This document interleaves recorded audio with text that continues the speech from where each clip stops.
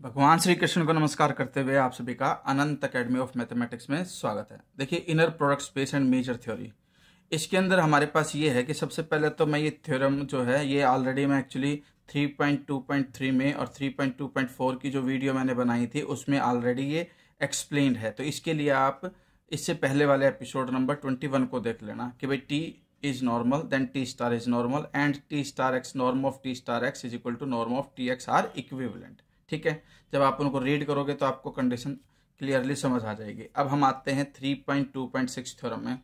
If n is a normal operator on a Hilbert space h, then norm of n square is equal to square of norm of n।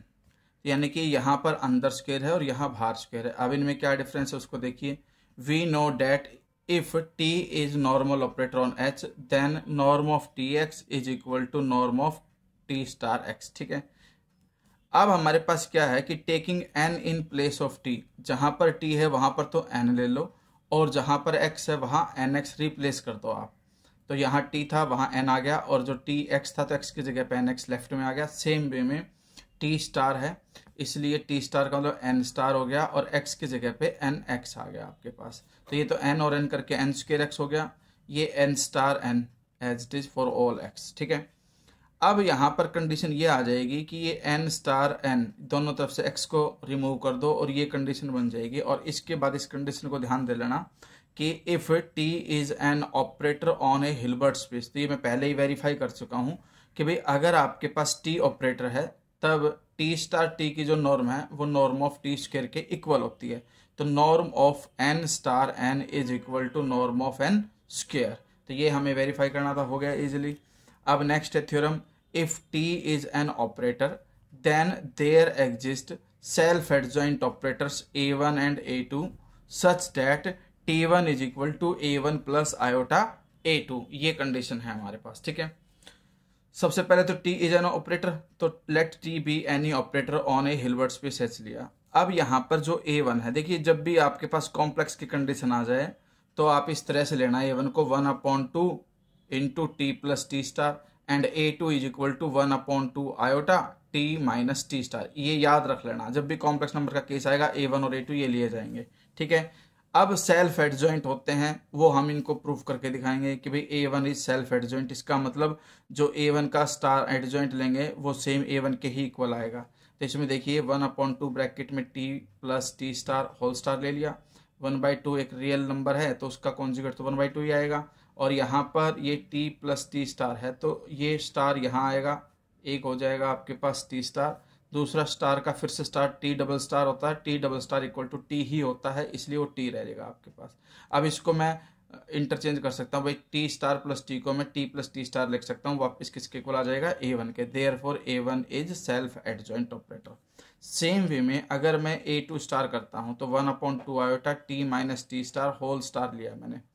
अब यहाँ पर क्या है कि ये 1/2 iota एक complex number है और कॉम्प्लेक्स नंबर में क्या कंडीशन होती है कि जब भी हम उसका वो लेते हैं कॉन्जुगेट तो नेगेटिव बाहर आ जाएगा आपके पास। तो 1/2 आयोटा इसका तो कॉन्जुगेट बाहर आ गया और इसमें क्या कंडीशन बनेगी, टी का तो हो जाएगा टी स्टार और माइनस में टी डबल स्टार का टी ही लिख देंगे हम वापिस। ठीक है, अब यहाँ पर क्या था, जो नेगेटिव था ये अंदर चला जाएगा, ये प्लस का हो जाएगा और ये माइनस का, तो T minus T star 1/2 iota बाहर रह गया आपके पास, तो ये a2 के इक्वल आ गया। तो a2 is also self adjoint, hence a1 and a2 are self adjoint. Also a1 plus iota a2, ये a1 की वैल्यू है, प्लस जैसे ही मैं a2 को आयोटा से मल्टीप्लाई करूंगा तो ये नीचे वाला आयोटा हट करके 1/2 इंटू में t माइनस टी स्टार बचेगा, 1/2 कॉमन, उसमें भी t स्टार से T star cancel, t plus T 2t, फिर 2 से 2 भी कैंसिल होकर के t के इक्वल आ जाएगा।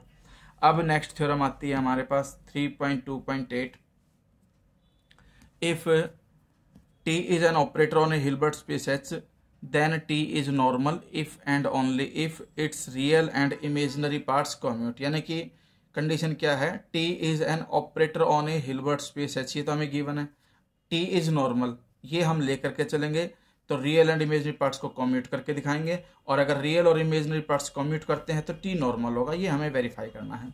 तो वही कंडीशन भाई a1 and a2 are real and imaginary parts of t, then A1 and A2 are self adjoint. पिछले वाली कंडीशन से आप सेम टू सेम दोबारा से आप उसको लिख करके भी दिखा सकते हैं या डायरेक्टली भी यूज कर सकते हो कि भाई late A1 is equal to में 1/2 ब्रैकेट में T plus T star and A2 is equal to 1/2 iota bracket में T माइनस T स्टार।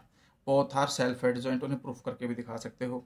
फिर आपके पास कंडीशन क्या आ जाएगी, T is equal to A1 plus iota A2 and T star is its conjugate, so A1 minus A2 star is T star.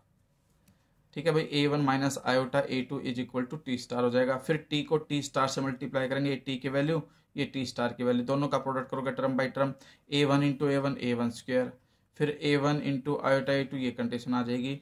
फिर iota A2 into A1, फिर iota into iota iota square minus में iota square A2 square, ये iota square -1 होता है, इस वजह से plus हो जाएगा। और कंडीशन क्या बनेगी, A1 square plus A2 square plus में इन दोनों में से आयोटा कॉमन आ जाएगा, A2 A1 पहले क्योंकि पॉजिटिव है और माइनस में A1 A2, ये कंडीशन आ गई।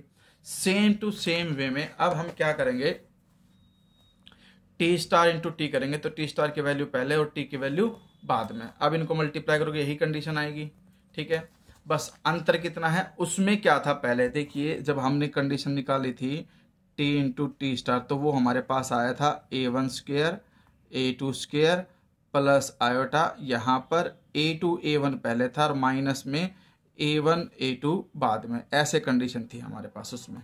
और इसमें ये है condition, if A1 and A2 commute. अब हमारे पास अगर कंडीशन ये दे दी भाई ये कॉम्यूट करते हैं तो इसका मतलब A1 A2 और A2 A1 दोनों क्या होंगे, इक्वल होंगे। अगर ये दोनों इक्वल हैं तो देखिए ये आयोटा वाला पार्ट कट करके 0 बन जाएगा, यानी कि T स्टार T की वैल्यू भी A1 square plus A2 square आएगी और T स्टार की वैल्यू भी A1 square plus A2 square आएगी, क्योंकि यहाँ पे दोनों कट करके आयोटा वाला फॉर्म जो है वो 0, तो दोनों इक्वल आ गए, इसका मतलब T नॉर्मल हो गया। और conversely if T is normal, T normal है तो हमारे पास ये कंडीशन गिवन होता है कि T star is equal to T star T। अब ये दोनों अगर इक्वल हैं तो हमारे पास कंडीशन होती है कि रियल पार्ट के इक्वल है, वो तो ऑटोमेटिकली है ही, और इमेजनरी पार्ट के इक्वल होता है। तो इमेजनरी पार्ट लेफ्ट में इसका लिखा और राइट में इसका इमेजनरी पार्ट लिखा। फिर A2 A1 एक तरफ, यानी कि A2 A1 है, माइनस का है, लेफ्ट में जाकर के प्लस होकर के ट्वाइस हो जाएगा और ये उधर जाकर के प्लस होकर के ट्वाइस हो जाएगा, 2 से 2 कैंसिल कर दो तो आपके पास ये कॉम्यूट कर गया, यानी कि ये कंडीशन इन्होंने दी थी कि इमेजनरी पार्ट्स कॉम्यूट। तो इमेजनरी पार्ट्स कॉम्यूट होते ही हमारे पास कंडीशन क्या आ गई कि थ्योरम प्रूफ हो गई। ठीक है।